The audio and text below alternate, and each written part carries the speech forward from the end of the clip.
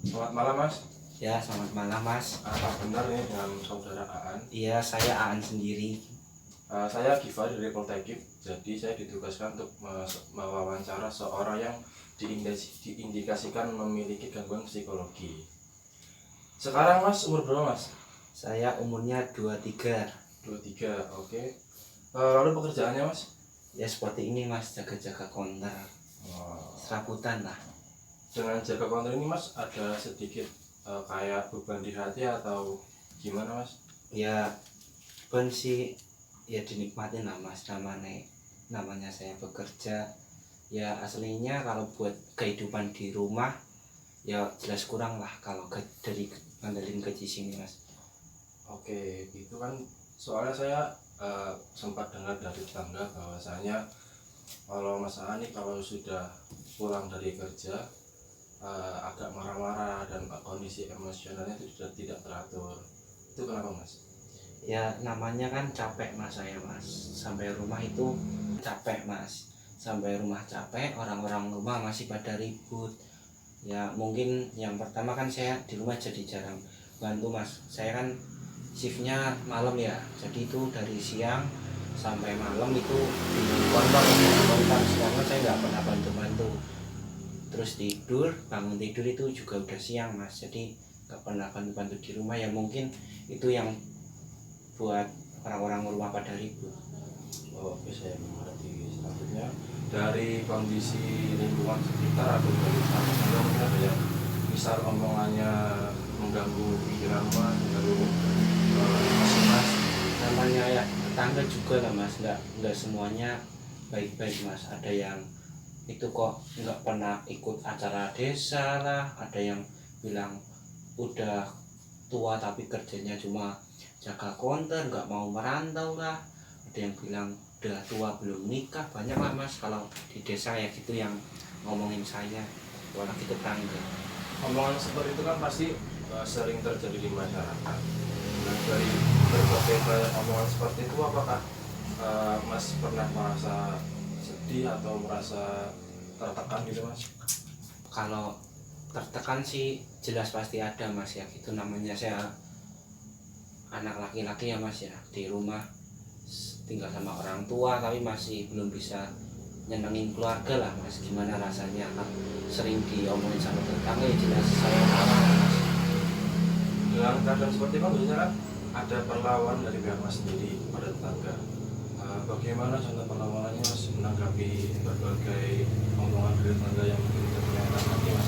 Kalau saya berdoa sih Mas, ya, biar Allah yang membalaskan. Namanya saya itu ingin memanusiakan manusia Mas, enggak ingin apa ya, saya kalau orang Jawa itu bilang saya dijelekin sama orang lain saya balas dengan yang lainnya, saya enggak Mas, cukup doakan saja semoga baik-baik. Berarti Mas tidak pernah istilahnya seperti menegur langsung atau membalas perkataan tetangga Mas dengan tindakan atau omongan Mas? Kalau negur sih enggak Mas, soalnya kan saya acuh lah kasarannya Mas sama orangnya gitu, cuma saya dengerin. Tapi kan namanya gitu saya juga pengen aslinya Mas ngomong, tapi saya nggak mau lah ribut-ribut sama tetangga. Kalau nggak ada tindakan dari Mas atau pencegahan dari Mas kan mungkin tetangga nggak bakal berhenti buat ngomongin Mas yang jelek-jelek Mas. Nanti juga imbasnya kepada keluarga Mas yang merasa dijelek-jelekan dengan omongan tetangga, terus pikiran Mas terganggu, emosi Mas terganggu, tidak stabil Mas gitu. Gimana ya, saya dari kecil udah diajarin sama orang tua sih Mas, nggak usah ganggu hidup orang lain. Kalau orang lain ganggu hidup saya namanya manusia ya gimana ya Mas, saya juga kadang kesuh, kadang pengen marah, tapi namanya sama tetangga ya enggak sampai ribut-ribut ya gitu Mas. Oke gitu. Tapi sejauh ini kan dengan Mas menjaga konter orang bekerja di sini sampai malam, itu pernah nggak ada omongan dari tetangga yang istilahnya membuat Mas berbangga dengan pekerjaan mas yang seperti ini bisa menghasilkan uang walaupun tidak banyak? Omongan tetangga ya mas, dari omongan tetangga itu ya ada lah mas. Saya kan maksudnya udah membebani orang tua di rumah. Kalau saya cuma di rumah, cuma sama tetangga ngobrol-ngobrolin, ngerokok-rokok, ngopi-ngopi, gak ada tujuan, kan sama aja mas. Mending saya kerja, saya bisa banggain orang tua walaupun belum seberapa lah gajinya di counter ya gini. Apalagi saya belum bisa buka sendiri, cuma ikut sama orang, jadi gajinya cuma sedikit sih mas. Terus berkaca dari pengalaman tadi mas, kan mas kalau pulang dari rumah kan emosi dari tekanan keluarga sendiri, dari omongan-omongan tetangga, terus dari sifat emosi mas tersebut mas pernah lampiaskan atau gimana mas, atau dipendam saja mas? Kalau melampiaskan sih enggak ya mas, enggak lah. Kalau saya mending nangin, sholat, dekatkan diri sama Allah, biar semuanya yang balas itu Allah mas. Kalau kita membalas pakai otot atau gimana, yang ada kita juga yang capek mas. Mending kita beribadah aja, mendekatkan diri sama Allah. Oke gitu.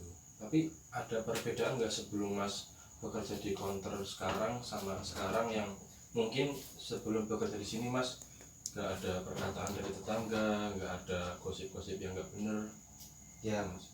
kalau sebelumnya kan mungkin saya sering di rumah ya mas, jadi aktif sama tetangga-tetangga. Tapi kan akhir-akhir ini sudah 1 tahun 2 tahun ini jaga counter, jadi kan jarang loh ngumpul-ngumpul sama tetangga, yang mungkin jadi omongan lah.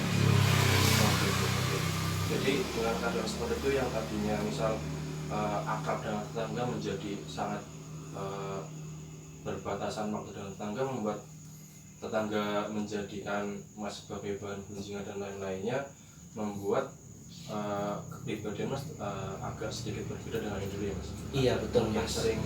mungkin sering emosi atau mungkin sering gimana mas?